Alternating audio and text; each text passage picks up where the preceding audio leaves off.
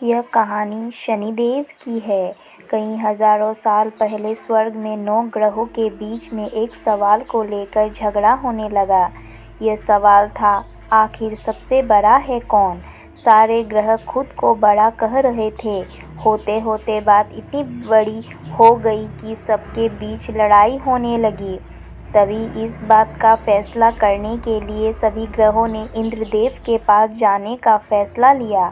वहां पहुंचकर सबने एक स्वर में उनसे पूछा, आखिर हम सब में से सबसे बड़ा कौन है? इस सवाल का जवाब इंद्रराज के पास भी नहीं था। इस बात को सुनते ही वो परेशानी हो गए। साफ शब्दों में इंद्रदेव ने कह दिया कि आपके इस सवाल का जवाब राजा विक्रमादित्य ही दे सकते हैं। हम सबको तुरंत पृथ्वीलोक चले जाना चाहिए।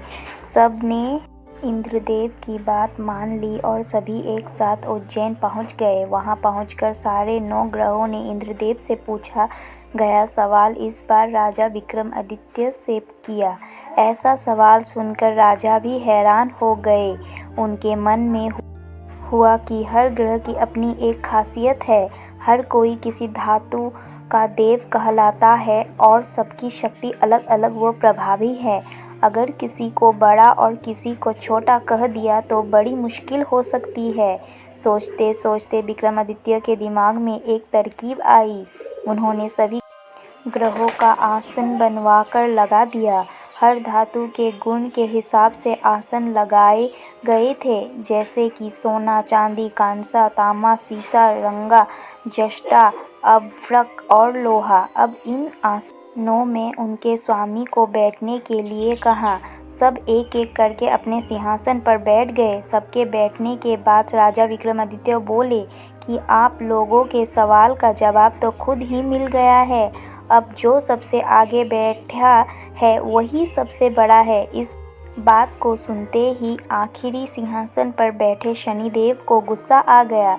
गुस्से में शनि ने विक्रमादित्य से कहा, तुमने मुझे सबसे पीछे बैठाकर मेरा अपमान किया है।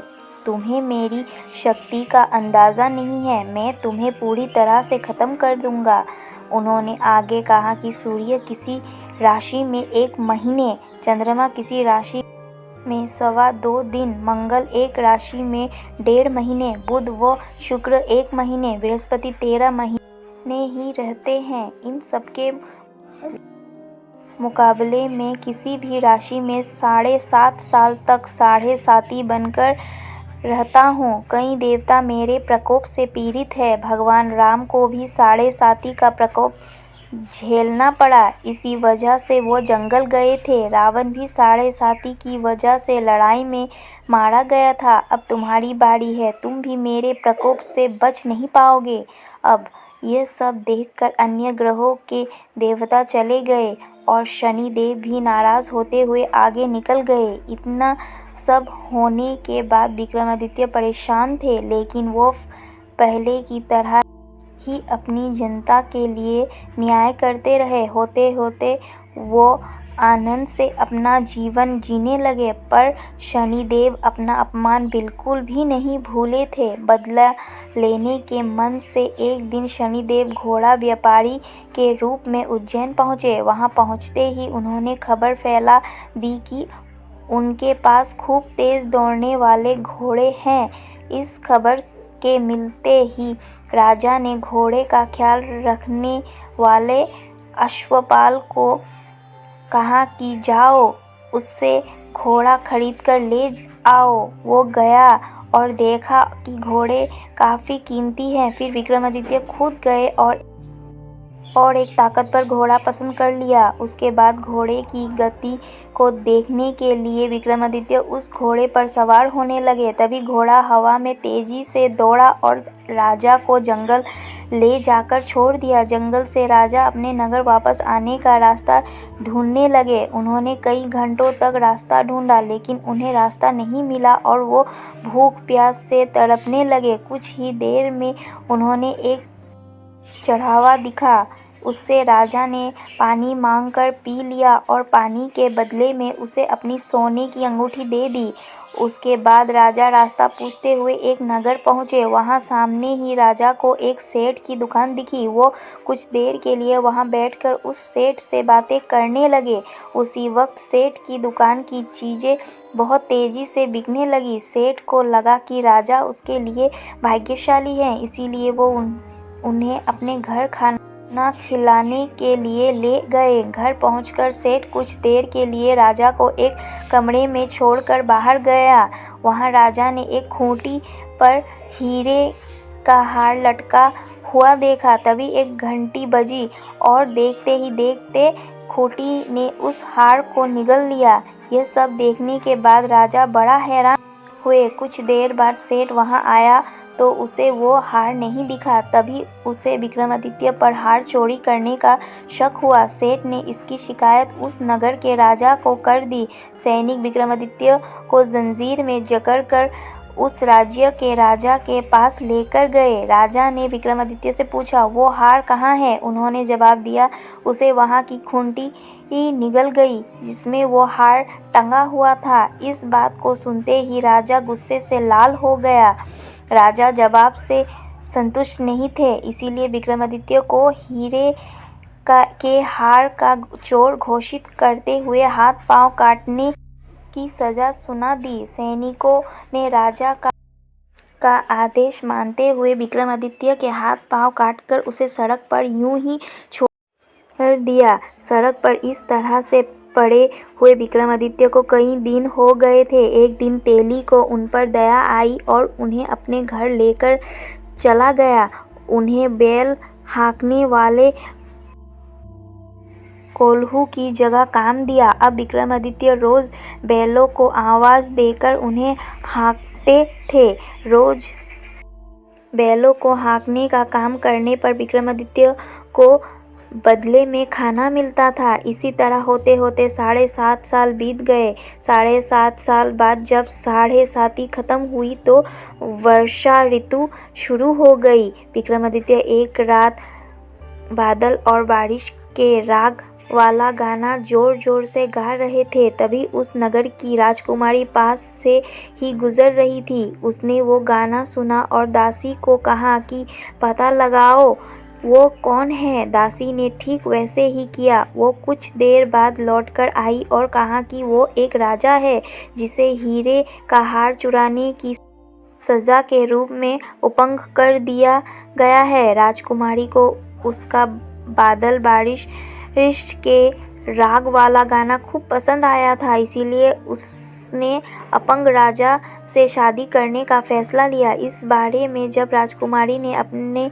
माँ बाप को बताया तो उन्होंने इस रिश्ते से इनकार कर दिया। विक्रमादित्य के संगीत पर मोहित उस राजकुमारी ने जिद पकड़ ली कि वो शादी करेगी तो विक्रमादित्य से ही, वरना वो अपने प्राण त्याग देगी। बेटी की जिद के आगे हार कर उन्होंने उसकी शादी विक्रमादित्य से करवा दी। शादी के बाद राजकुमारी भी विक्रमादित्य के साथ तेली के घर चली गई। विवाह की रात को ही विक्रमादित्य के सपने में शनिदेव आए और कहा कि अब तो तुम्हें मेरे प्रकोप का पता चल ही गया होगा। आपने दंड की सजा मैंने तुम्हें इस तरह से दी है। सपने में ही दुखी राजा ने शनिदेव से माफ़ी मांगी और प्रार्थना करते हुए बोले, आपने मुझे जितना दुख दर्द दिया उतनी किसी और को मत देना। विक्रमादित्य की प्रार्थना सुनकर शनिदेव को अच्छा लगा। उन्होंने सपने में ही उन्हें बताया कि जो भी इंसान मेरी पूजा करेगा, मुझ पर ही मन लगाकर ध्यान करेगा, मेरी कथा सुनेगा, चींटियों को आटा खिलाएगा, वो मेरे प्रकोप से हमेशा बचा रहेगा। साथ ही मैं उनके मनोरथ भी पूरे करूँगा।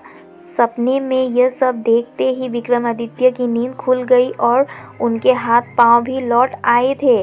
अपंगता से छुटकारा पाकर वो बहुत खुश हुए।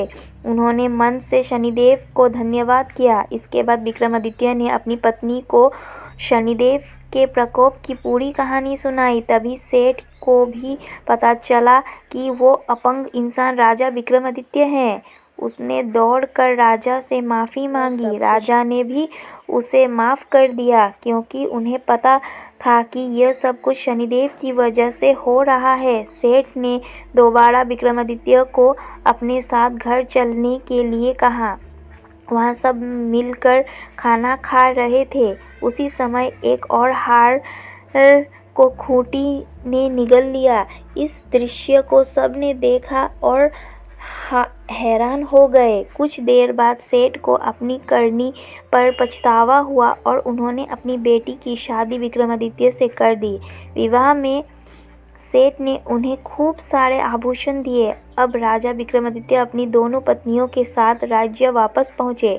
वहाँ धूमधाम से उनका स्वागत हुआ। अगले ही दिन विक्रमादित्य ने यह घोषणा करवा दी कि सारे ग्रहों में सबसे श्रेष्ठ शनिदेव हैं। कहानी से सीख, किसी भी ताकत को कम नहीं आंकना चाहिए। भाइयों बहनों और मेरे प्रिय भक्तजनों, अगर मेरा यह कहानी आपको पसंद आया हो तो प्लीज़ इसे लाइक करें और कमेंट करके बताएं कि ये कहानी आपको कैसी लगी। साथ ही सब्सक्राइब करें मेरी चैनल भक्ति सागर 93 को, ताकि मैं हर दिन आपके लिए नए नए कहानियाँ ला सकूँ। मैं एक नया यूट्यूबर हूँ, मुझे आपकी हेल्प और सपोर्ट की बहुत आवश्यकता है। आपके लाइक्स, आपके कमेंट एंड आपके सब्सक्रिप्शंस मेरे लिए बहुत ही महत्वपूर्ण हैं। धन्यवाद।